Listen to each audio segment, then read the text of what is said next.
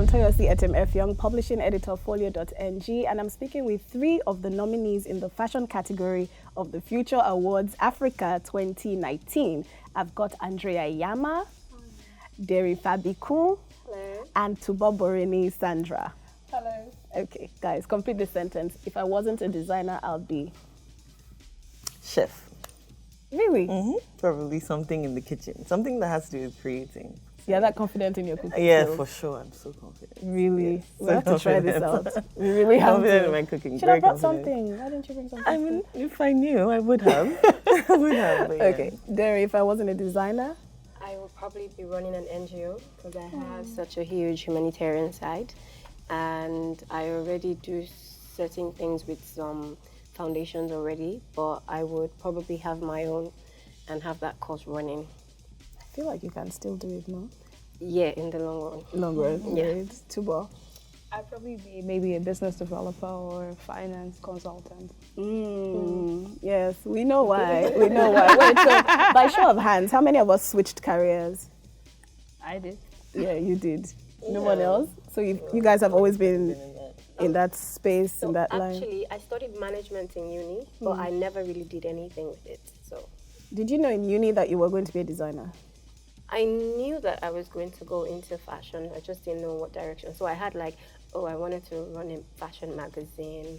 I wanted to I just had different Right. aspects. But all within fashion. Yeah, all within fashion. I Right. think mine was not really switching careers because my career hadn't started. It was more growing up, I wanted to be an accountant. And then as time went, I was like, it's not fluid enough for me. You know, accounting is one answer. I wanted something that was many answers, could be many things. It didn't really mean A equals to something. So I changed from that. And then, however, even though I didn't study fashion, it was still something that I wanted to be able to apply to anything. So I double majored in communications and technology, media technology. So, which is something that you can kind of place into different places. Yeah. So yeah, it did help the fashion eventually, with the branding and all of that. So still came in relevance. Right. So Tubo, you switched. Well, just like you said, it's not like I was just doing one thing at a time. I always had fashion as like my side job or side hustle. Okay. I did it through school. I always had like a fashion thing going on for me, making clothes for people and all of that. And then at some point I just knew, you know what, I'm going to have to just do this full time. I had dreams of being like a fashion designer at some point, and then maybe being like a finance executive, sitting on different boards at some point.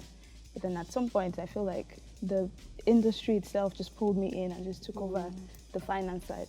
Right. But what made you guys confident enough to take on a career like fashion designing?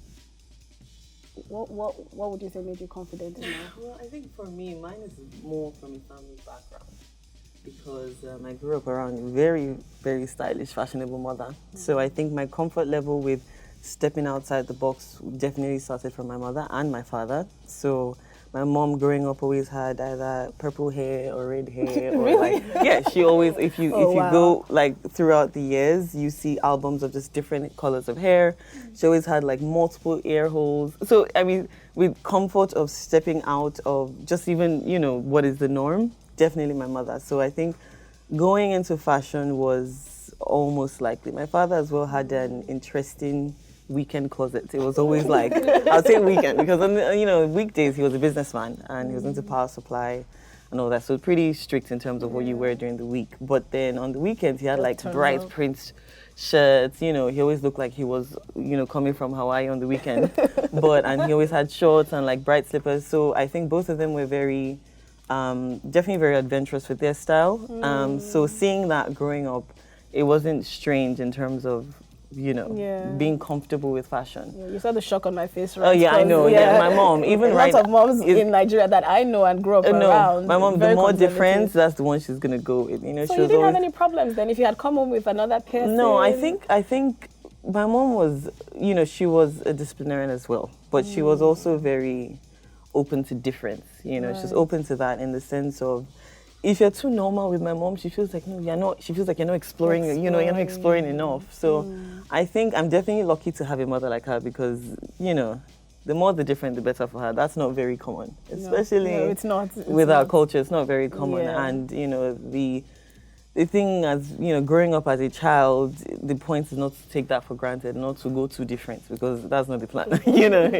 It's just to be able to not be afraid to go beyond the comfort zone, Right, and express yourself. And express yourself, Yeah, really. Because yeah. I did hate dresses growing up.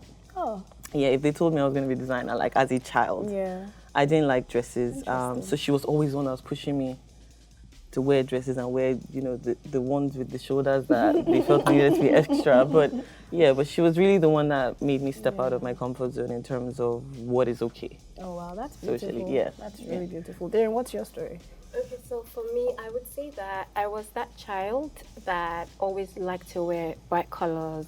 I was attracted to so many things when I was young, and my mom would always tell me that. So when I was transitioning into becoming a fashion designer, it wasn't really new to my mom, because she's like, she kind of knew that I would go in this light, because I was a child like, okay, no, I want everything to be matchy. I want to do like red, it could be very weird. I was a child, but it was fun. So I was very picky about my outfit, and if she would try to style me in a different way, I'm like, no, I don't want to wear that. This is exactly what I want to wear. Different, like wearing a hat or being a child, going for like children's party and trying to tag my top in. I've seen some pictures, and I just in university I realized like I had such a strong passion for this. To be honest, I hated school, so I don't know if that's part of it. But yeah, I just knew that I had a huge passion. I was the girl in uni that had like 4 boxes of clothes. Oh, wow. Literally. So like people will come in, I'll see my roommates wear something, and I'm like, listen, do you really, in the nicest way, I'm like, you don't really have to go out like this. Do you want to check? Maybe you would see something that you would like. So like I was that person that everybody would come up to and say, oh, Darren, I have this. So for like awards, we used to do awards and dinners in my school. So for stuff like that, they would always come to me like, okay, this is what you have in mind. Okay, come up with something. Let's do like a puffy sleeve. Let's do that. So it was really easy for my parents and everyone else around me to understand when I said like I wanted to go into fashion, even though it was blindly, to be very honest. But my parents still let me explore that option, and yeah, I'm glad they did. I love it. Tubo, Yes, please. is your story similar or different? I mean, there's similarities in everything. Okay, I think please that share. one thing that's very common is the role that our mothers have played in our journey. For me, my mom was a seamstress, and she literally forced me to learn how to sew. So I was the child that would not get her school uniform if she didn't make her school uniform herself. No. Yes. Oh, And wow. if you go to school and your teacher flogs you because your uniform is old or whatever, you don't have the right uniform, and you come back home, you will get it hot when you get back home. So I learned how to sew as a child. I can't even tell exactly what age, but I just grew up, learning how to, with my mom sewing, and learning the trade with her, and I sort of carried on with it, even with the commercial side. So my mom will make clothes for people. During the holidays, I'll make for kids. And then when people come to buy their clothes, they'll probably buy like children Christmas clothes for themselves. Up till secondary school, I made day wears and I sold them in the boarding house. Wow. Right. I moved on to university, and I even sold clothes from other brands, even as a university student. I feel like some of my university mates would probably think that I probably would own a boutique or something after school, and then go home with like their fabrics, make them, bring them back. That was pretty much like my mom's office was pretty much my fashion school. So I really never had like proper fashion education. Never. I've never had that. But I think my dad just thought, it's just a hobby, She'll pursue her career in finance, and That would have she made him would- so happy, Yeah, so I studied economics, finished, did an MBA in finance, and even whilst I was doing my MBA, I at some point I told them, I'd like to change from MBA finance to MBA fashion. But they're like, oh no, you're doing so well. You're already going to be graduating with a very good grade at the end of so maybe you should just continue in finance. They tried to persuade me. I was already doing a lot of stuff for the school, trading and, all of that. And then at some point, they told me, okay, it was fine for me to do all the excursions with like the fashion department. We'll go to Paris together. I think I also did my dissertation. I did my internship with a fashion company as well. Oh, wow. But still, it was like the finance part, right? And then I got back to Nigeria after doing my MBA, graduated with a distinction in finance. but still came back, started my career in finance. And at some point, I just felt like I needed to do more. I could change the world, but the finance industry for me was too strict. I had to live by so many, right? And then even apart from even the way accounting is set up, especially in this part of the world, even just like the kind of organization that I was working at the time, I didn't think that their values would allow me to probably change my little community at that time, and then even give me, have some time for myself, and be able to do some, be impactful in society and all of that. So at some point I just said, you know what, I'm just going to concentrate on something that I thought I was going to put as a hobby, and then make that my actual career, and then I can do every other thing else. And just like she said, I mean, finance will obviously help you structure your business properly, and with the right values, I've been able to build the Tubo brand to where it is now. Yeah, that's amazing. So all of you really are like, fashion is in your blood. It's not something you just stumbled upon. It's really like in your blood. So you just touched on it a bit, and I want to actually expand on it. Balancing the creative side of fashion with the business side. Because you see how people are passionate about certain things, especially in the creative industry, but then when it comes to the books, they don't know how to manage their money. They don't know both of you seem to be okay, you guys are good. Derry, how have you been able to balance that creative side with the business side of your business? To be very honest, like, I said I went into the business very blindly. So all I knew at the young age when I started was being creative.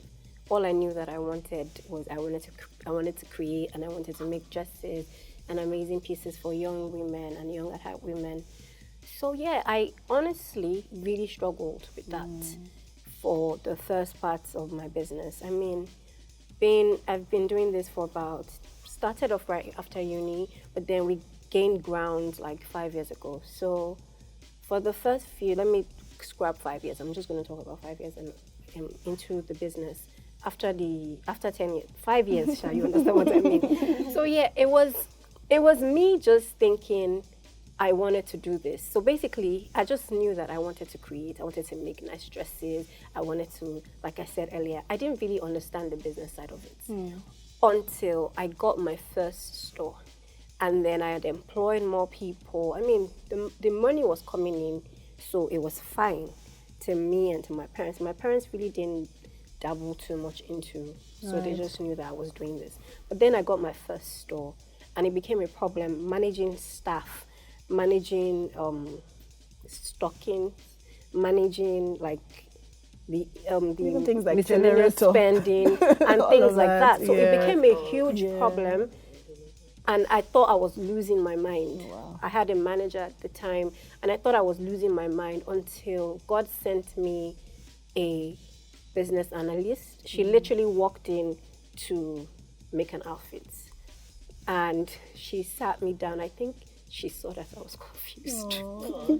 And then she's like, okay, I'm going to offer you my services for free. So your staff and everything, you guys need to. So basically, she took us to a school for like 5 weeks. She taught us structuring, the process and all of that. And then that was the point when I realized like I've been doing the whole thing wrong, and I wasn't, and there was really no structure in my business. So at some point I had to rebrand and place in processes, place in structure, place in policies that some customers were not even happy with. I can imagine. Because they just want, some people just want to do what they want. So when we put in that structure and we put in policies, and it was a proper business like 5 years in, and it was a total change. It was a mind shift. It was learning, and it was amazing. So yes, I'm glad that woman walked in. I'm so grateful to her. Are you still friends? Tomorrow. Yes, we are. Bless. I'm so grateful to her. So yes, I had to learn that whilst in the business. It wasn't something that I knew. I was just, maybe if I had a partner that had a business side, that would have been better. But since I came in by myself, it was just a one-man business. But yeah, I learned that as I went on. So it's okay if you really don't have, but it would be, so now, and when young people come to me and say, what's the first thing I should do? Please put structure into your business. Make sure your business has structure, because I know what it has done for me. And I would always, that's the first thing I would say to people, please learn how to structure your business. It's not just about And saying making you're noise. making money and everything. Like, you need to have a policy. If not, your mind, your creative mind, everything will be drained out. Oh, wow. So yeah, I'm glad I went through So, but clearly you guys didn't have that problem. You had your mom. you Yeah, had- I had problems with that. How? So- You were like an accounting guru. I know, I was not an accounting guru. Well, My passion for accounting was more like when I was in high school and I didn't really know what accounting was Ah, about. okay. It was more like in terms of if you're a child. So I have an aunt, her name is Auntie ECN. I just loved her, her dedication to work, her ethics with life. We were very close growing up, and I just admired her. She was an accountant. So I'm guessing you didn't have the same challenges, right? Being an accounting guru. or Oh, not? no, okay, so yeah, I was not a guru. Let's count back. No, I wasn't a guru. Wanting to do accounting was just, the simple child mind in terms of what you want to be. And then I would say accounting, or accountants rather. So no, I didn't. I did have challenges. I mean, a 17-year-old starting business will have challenges, especially I wasn't necessarily doing business or anything like that. Again, it was also like a passion thing for me. And I'd say I started it by mistake. This is why I say that, because it was more like I know how to sew and I'm a creative. And that was when Blogspots just, everybody had a Blogspots or something. Either it was writing or anything like that. So I was like, okay, I'm just going to start a blog. I'm going to sketch, sew, and then put it up there. So it was a thing of fun and games. And my sister, God bless her, was a perfect model. And then I was doing communications and media tech, so photography was, what I was already going to school for. So by the time I would, finish from classes, it was pretty much, let's just say like A-levels or high school in Canada. And I would finish from school, come back, get some fabric from the fabric store, cut it up. And then we'll just all have fun with it, and I'll make it. And then I'll tell some Kelly and I'll be like, so yeah, we're gonna like shoot. So we plan our own little campaign shoots. And then, Somi was very creative. My other sister was a makeup artist. So we had like a whole full-on squad. We had a full-on crew. So I yeah. think it was all fun. And then it was something I always wanted to do for sure. I mean, from my mother, etc. But when I would make those pieces and I put it on Somke, and Somke looking all glamorous as she usually does, we took pictures and we posted it online. And then I could also code. So I did my own website. So in terms of the, in terms of the packaging of it, that wasn't really a problem per se. But It was the business of it. I wasn't really thinking of the business. Just like, how does a fashion brand usually look? It usually has clothes, nice pictures, and a website. I don't know what it's going to be for. So by the time I put it, from the blog, I was, starting to build my website as well on the side, and I posted the pictures, and I'd share it on Twitter. And they were like, oh, so how much is this? I'm like, oh, right. You're supposed to be able to buy it. It wasn't for I'm sewing it to know how much to sell it for. I'm like, how do you sell it? Like, what do you mark up? What do you not mark up? Like, how do I, embed the price of the fabric and the time and, trying to figure all of that out. And it was different because you're juggling that with school and everyone just be asking, how much is this for? And I started wondering, I'm like, oh, did I make it perfect enough to be able to sell? Because I knew how to sew, but sewing to sell as a teenager is very different. So you have to bend that collar properly so you don't have angry customers. So I now had to even improve my sewing more. So, as, mistakes here and there, and I intentionally didn't sell anything. I'm like, I always felt like it wasn't good enough yet to sell. Because you go to the stores and you see how perfect the tailoring was. I knew how to sew, but I wasn't sure if it was like, that good. that great. So I didn't sell anything yet. I just grew the brand in terms of conversation. So maybe every 2 weeks I'll design something, post up, like a new blog post, new stuff I just designed, just simple and humble, nothing to it. But the way the brand looked was much bigger than it really was. It was literally just me under my bunk bed, because I had a bunk bed. There's a bunk bed at the top, and at the bottom was like a table. So that's my sewing machine. So when I was done studying, and it was like a movable one, so I would just put it on the table. When it's time to study, you put it down. So it's like juggling both of that. So business of it was not in the picture at all. So how did it become a business? So how it became a business was, for the most part, I started then sourcing, because you're doing school and you're trying to sew pieces. Really, the major part of it that became a business, the first thing I sold in AI was a wedding dress. Oh. Most people think it's the swimwear. It's all the other way around, completely. Wow. It was a wedding dress because my passion was always to actually design wedding dresses. Again, wedding dresses are quite dramatic in terms of, sewing and all of that. So I already started studying corset making. The tailoring is way more, in terms of complexity, higher than your average shirt. So I was learning how to make that. So my first client was one of my sister's friends. And I was like, okay, so I need to buy the fabric, I need to know how to make it, sew it. I had everything was in my apartment while I was in school. So I, thought of the price. I probably did not make any money on that dress. I think it was just the joy of, I'm actually making a dress and selling it. And, and it fit her well. I could do the fittings and all that. That was the joy of it. The real part of the business part was then the swimwear. So as much as I had the clothing, I was with my friend, Toju, and we were sitting down in the lobby, like, because we're both pretty curvy in terms of our body type. And we're like, why is all these swimsuits always so skinny? Why is it always so tiny? Let's do the ones that are high waist.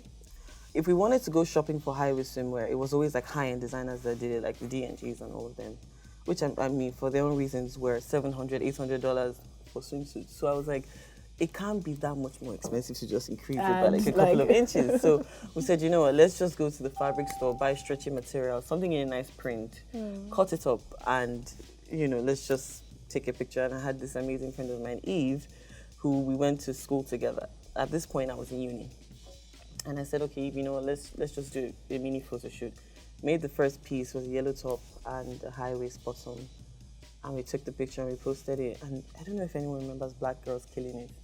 Yeah, they were like one of the like the top. Or like an Instagram. Yeah, it was like they would just post stylish, beautiful Black girls, and so Black Girls Killing It picked it up, and it just went viral everywhere. And everybody was saying, "Where can I buy? Where can I buy?" So we went back to the store. We bought a whole lot of yards, and every single piece that shipped out, I made myself. Every single one. So it was just like hundreds of the same swimsuit. Until the store was like, Andrea, we don't have that fabric anymore. So I'm like, okay, I guess I can't just make only that style. So I had to now add other ones and other ones. So at that point, then I got my first wholesale order. Now the wholesale people are thinking I have like a factory of like, hundreds of people. And they, being wholesale, it wasn't like making that one swimsuit that your customer can wait like, a couple of days to make and stuff like that. So the wholesale people are like, we need 100 and something pieces. How many pieces per style? And I was just like, so I had to start learning grading.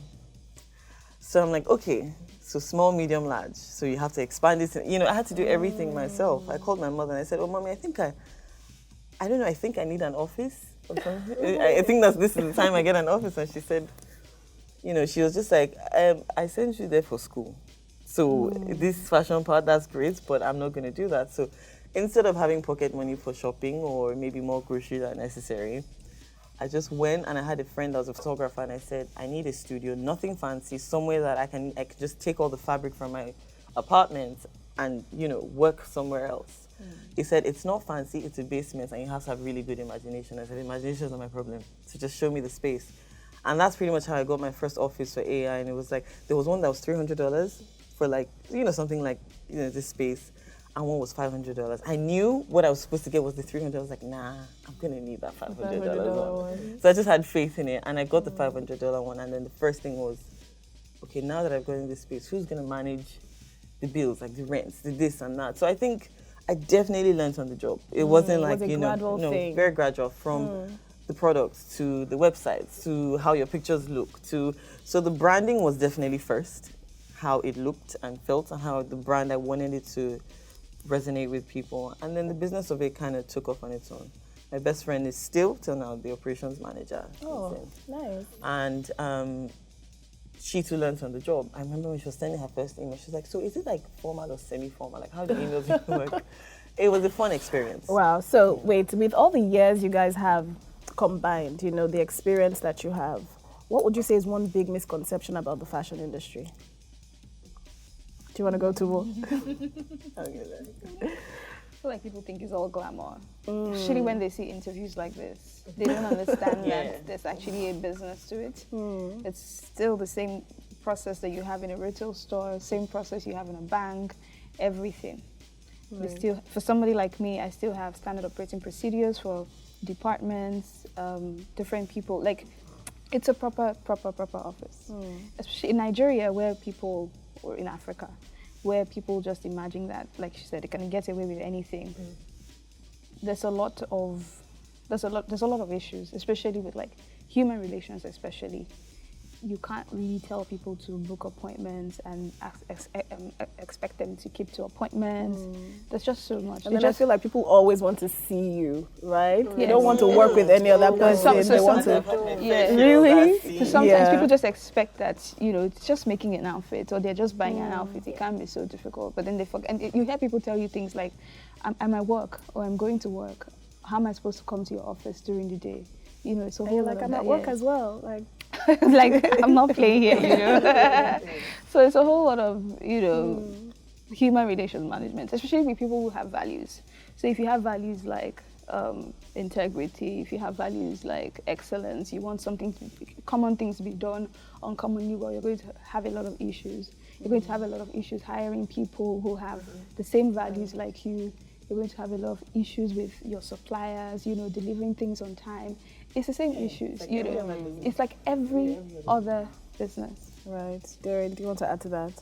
So what I think, especially for emerging designers, is I feel like they think as soon as you start, as soon as you put a top and skirt together, That's it. boom, Everyone's you're going to good. come. Everyone is going to come, and Yeah. then the money. Okay, maybe they don't expect the money like the first month, but they expect the money like the second month. And then you can't really start chasing. like money. you can't chase Money money can't be from your drive, money can yeah. be your goal, your first call, exactly, your if first you're call. a fashion person, because you're going to be so disappointed, and if that's your goal, it's going to just only make you not want to go any further. So like what I always say to people is just keep being passion driven rather than being money driven. But yes, I've had a lot of, okay, so at what point does the money come in? Or at what point does the money come in? At what point And does the then- money come in? I don't think there's anybody here who actually started out looking for money. No, I'm just wondering. So at what point does the money come in? Is it 6 years, 6 months down the So I line? think, Is it with, 9 I think months? with any business, the call for business is survival over profit. I think it's important to focus on survival, staying afloat first. Because when you think of survival, you will think about your processes and how to get better in that process. You wouldn't think about what's going to make me more money at first.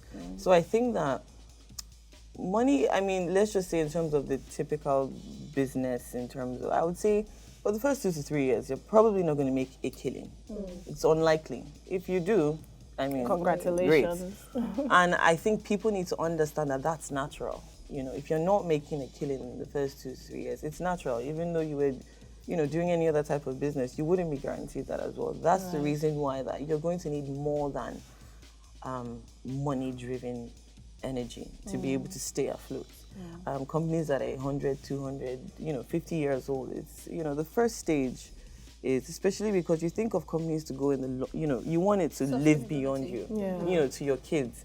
So I think if you understand that this is a journey and not an easy journey, then when you don't make that money in the first, I mean, it's fine. It's because you're driven by other things. You're driven by, you're stressed by your tailors and you're stressed by all of that. But when that piece is complete and a client is happy, nothing like it. Even if that dress you didn't make that much money, it just feels good, And I mean, if you're not doing it for a bigger passion, it's really just business. Not that I'm knocking that reason down.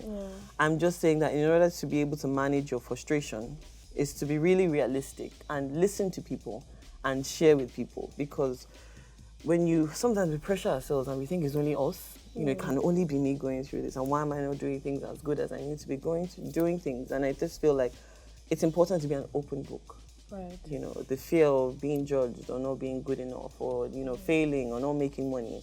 If you're not really making money, share with someone that you think can actually help you. Like, she was lucky enough for someone to walk in and say, okay, the money you think you're making, you can make double of it if you just fine-tune your system. And if you lose a couple of people in trying to fine-tune your process, that's fine. It means you're never supposed to be there in the first place. So that's just, like, structure will attract who it needs to attract. And it will give you peace of mind at the end of the day. So I think when you understand the natural growth of a business, it's fine. So it should be treated as a business. Yeah, it should be because treated is as a business, not as this, blow tomorrow thing, so glamorous, Okay, so let's talk about what I've observed in this space. A lot of designers go the bespoke route, so you're making for clients. Why are there not enough I can think of only one off the top of my head now. Stores that mass produce. So you want to take Derry, that? do you want to take? Sorry, excuse me. Excuse me. Okay. I think that's from a people management perspective. I think for me, if I knew from the beginning that bespoke would require so much of my time, I probably would have gone the ready-to-wear route. Now, I've started to do ready-to-wear now, and I've come to realize there's a reason why people haven't been doing so much ready-to-wear. So you will start with the bespoke, and then you will get frustrated with not having time to do other things, especially with like scaling your business in a country where people expect that they want to see the particular person. Should be brands that are autobiographic, so your name is already on the brand. They expect to see Andrea when they walk in. They expect to see Darren when they expect to see Tubo herself when they walk in. You can't have so many stores. You know, you can't grow your brand to a certain level, and then you tell yourself, okay, I'm going to do a ready-to-wear brand where you're going to have my pieces across these different platforms where people will just walk in and just get a piece of Tubo and leave. And then you realize that manufacturing is an issue. So there's electricity issues. And even if you try to even be your own local government chairman by providing all the resources, you will still have human resource issues. So you still have people. She's definitely correct in that. I think there's the, for AI now, we are way more mass production than bespoke. Well, that's because you are bicontinental. Yes, so I think from the beginning, even though I started with bridal wear, I always knew that it was going to be a mass production type of line. What my real big goal was that there wasn't as many African brands that you can say, I'm going to walk into Selfridges, I'm going to buy that designer. You could see Indian designers, you could see, some, but just not that many. So I think, Tubo is right in the sense that quality of manufacturing is an issue. Now, the thing with the culture here is people are taught to sew, to know how to make clothes. It's very different from manufacturing. Manufacturing is something that it's an assembly line thing. If you plug out one person from that assembly line, it affects the entire thing. No, it doesn't actually. Does it? Yes. So basically, what happens is one person is just in charge of plugging in the sleeve, plugging the sleeve. If that tailor decides to act a mess and not behave properly, or I just bring out the person and add someone that just knows how to plug in the sleeve. So it takes 10 people to piece up one shirt, shorter time, because if somebody's doing the collar, the next person is doing the shirt, the next person is doing, the hem, that thing is going to reach the end of the line faster. Now, the way they train people here to make clothes is that one person is the cutter, is the tailoring person, is the person that will do quality assurance, going to make sure that everything is snipped up. Because we train to know how to make everything, that means that when you now have that one or two tailors, that in fact your whole business is on top of the quality of that tailor. Once that tailor starts to act up, it's like your whole nation is bending. So what we try to do as AI is just really kind of go away from that. We've had our issues. We tried, doing the assembly and manufacturing system in Nigeria. No, it wasn't that great. But I mean, I still have faith in things here. I think there are other places in Africa that are, coming up with manufacturing. Zara now manufactures in Morocco. It's coming up. And I think there will be the time we're able to do that. But bespoke will be your immediate thing, is because it's probably the most guaranteed way that that item can be made. Clientele is different. Well. AI store here, even though we have our online store, the customers for AI Lagos, very different. I mean, the Americans and every other person that buy, our major market is America, about 80%. So we don't really have too much of that problem. But I see, designer friends that I have, and even the store, when we open the AI store, so can I just adjust? So that's the problem. Oh, wow. The customer behavior here. Because my arms are like exactly. Trust me, they would walk into a Zara and pick what they want and go. But they would walk into a Nigerian store and pick what they want. But you have to ask where your tailor, if there's a tailor inside. Or and if you don't want to change it, it's always bad. If you say, okay, I'm a size 10, this is a chart of a size 10, you picked your size, I am a size 10, nobody picked your size for you, you picked your size. But because they know where your store is and they can walk in and feel like they can probably cause trouble when it doesn't fit, and they'll come in and say, actually, I'm a size 12 on the bottom and a size 10 on the top. And you're like, this, you read through the terms and conditions, didn't you? Yes, I did, but I thought it was going to have a stretch. You know, so it's a very big thing. It's a big Customers problem. don't want structure. And then you try your best, and it's either now Instagram gives you that big platform where you feel like they can threaten designers, but it doesn't. I think everybody's even gone past that. Like if you go ahead and do that. But like at first when I first started, I was really worried about all of that. I was trying. Let us sort it out.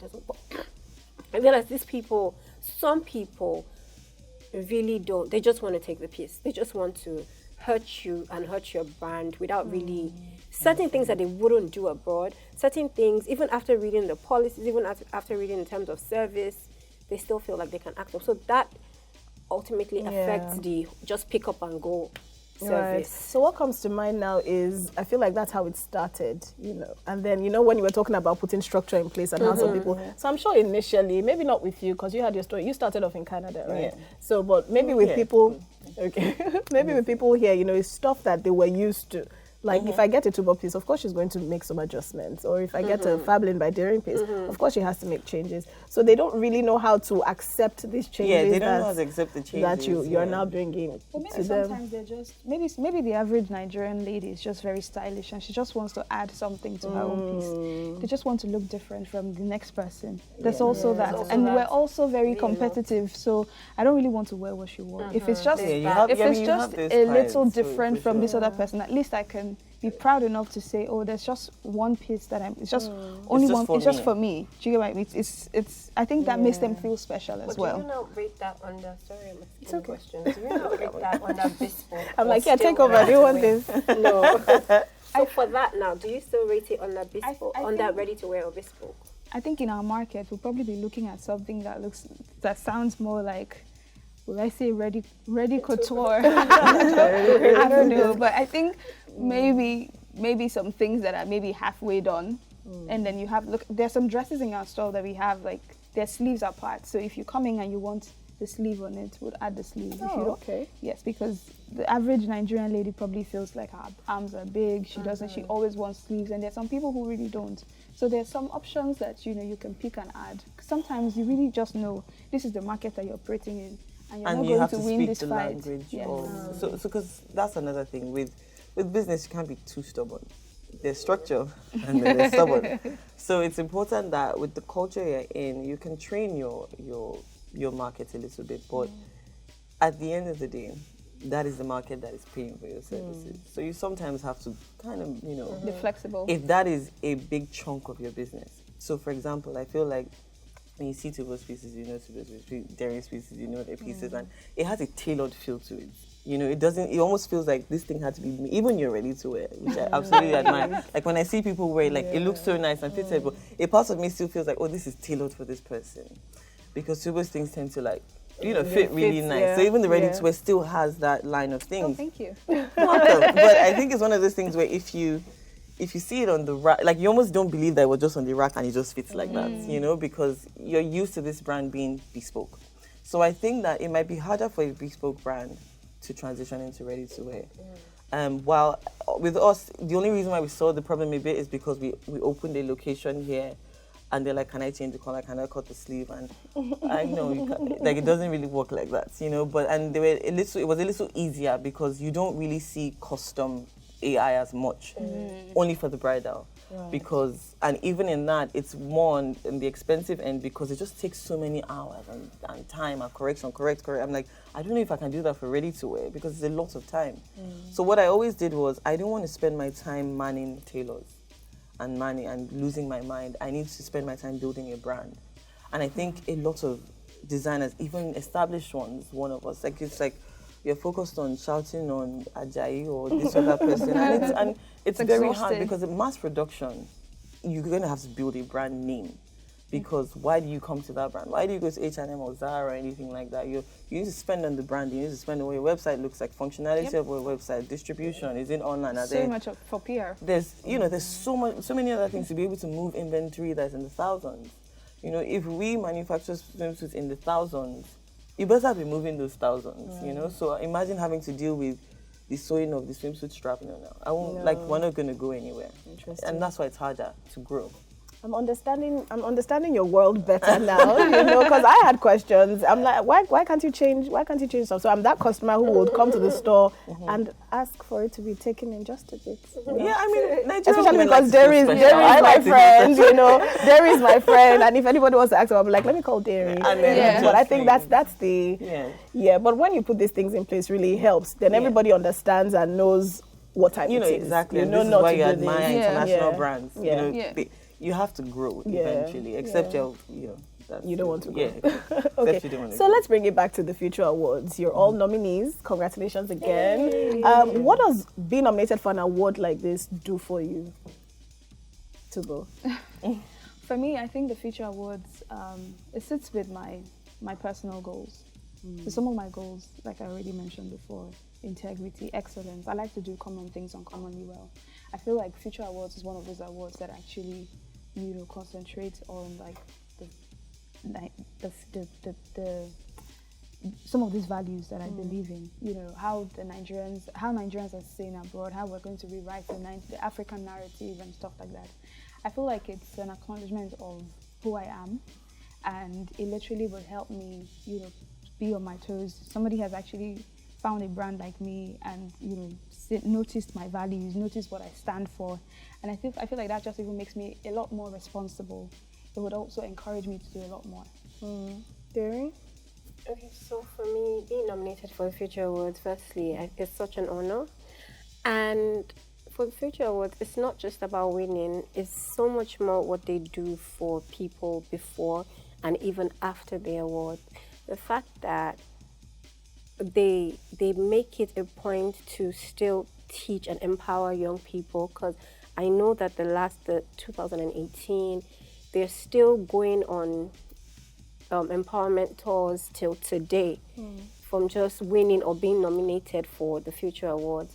It's such a huge deal for me, because I mean, like Tuvo said, being recognized for your work, your hard work, and your tears and everything that you put into your work, nobody really sees it behind the scenes. But just being recognized and they say, okay, we see you doing your thing, we're happy, we're proud of you. It's really amazing. So yeah, I'm so excited to be here, especially when I saw my category. I'm like, okay, this one is not being. So like, everybody here is killing it. So I was so happy. I was even more happy for the people I was with, in the people that were in my category than just the award. So yeah, it's so amazing. I'm glad for what they're doing for young people, helping us. It's going to just continue to keep us on our toes and make us realize that we have to keep working hard, and giving up is not an option.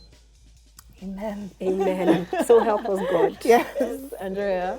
Well, I think the Future Awards for me, it came to me as a surprise. Actually, I was very excited about it when I saw it. I usually like to be a bit more behind the scenes in terms of things. So, and I actually told myself one of my points this year was to inspire more. But I'm like, how do I, you know, because I'm always told that I don't talk enough or talk about business enough or the behind the scenes. So it's like, you know what? I was like, God, give me the platforms that I can actually speak more. I just don't want to speak because speak. You know, it was important that it was channeled through spaces and places and through people and organizations that cared about it. And I think that that's kind of been my year's goal. And even going forward to this year. So when the Future Awards came in, it was just like, it was right in line. And I've been surrounded by people that were opportune to also be nominees, and I always felt like it has a refreshing feel to it. It's not a clutter award, at least I don't think so. It has something that makes you feel like, you know, it's not just about you. It's like you're part of this bigger picture and part of this, you know, polishing Nigeria and Africa as a whole in a good light. Because there's a lot of discouragement. You know, there's lots of discouragement with the things you hear, the news you see, and you know, it's just a good feeling to be part of something that can make the next person feel like, you know what, we're not that bad. You know, there are people that are just as productive, you know, and I can be there one day. And platforms like this, and we can sit down and all talk about our problems. You understand that it's not just about the glamour of it, or, you know, Tulu's next collection, or, you know, it's a bigger picture of we're part of a country and we're all born here. And it's being creatives and then building businesses and learning from those businesses, still learning until tomorrow, and then taking a bunch of people with us, whether it's through an award, whether it's through a talk, whatever the case may be. I think that it's definitely an honor to be a part of it and to be proudly Nigerian. And it's really to encourage people that, hard work kind of pays. I feel like if Andrea wins, we've already heard the speech. I feel like I don't even know. So I'm like, I'm not going to win. Let me not make any speech. No, but that was really good. It's been great talking to you. It's been really, really great. Well done. Thank you. Final question, if you could create a dress for one person, who would it be? Michelle Obama. Why? I just love her. I mean, she's so stylish. Yeah. Stylish, she's smart, she's driven, she knows her All of business. that. She's just so inspiring. I love she's her complete. very much. Yeah, she's really inspiring. daring. Okay, like in the Nigerian scene, I still haven't created an outfit for Rita Dominic yet, and I absolutely love her. Oh, She's so stylish. Yeah, she is very. we can very make that stylish. happen. Please that make it happen. happen. Yeah. Thank you. Okay, so Rita, Tubo. No, I'm saying so Rita Dominic. Yes, then Tubo. Who? I mean, I've always wanted to make a dress for Genevieve. I feel like she stole my answer. Yeah, no, that's fine. Because I literally have her like on my profile. Like I can't wait for Michelle to wear my dresses. Let's hold hands. Let's make it happen. Yeah. Okay. So Michelle Obama. Yes. Okay, great. Well, it's been great talking to you guys. All the best. I'll be there cheering whoever wins, and all of you are winners. Just know that all of you are winners. We are. And that's all from here. See you next time. Thank you.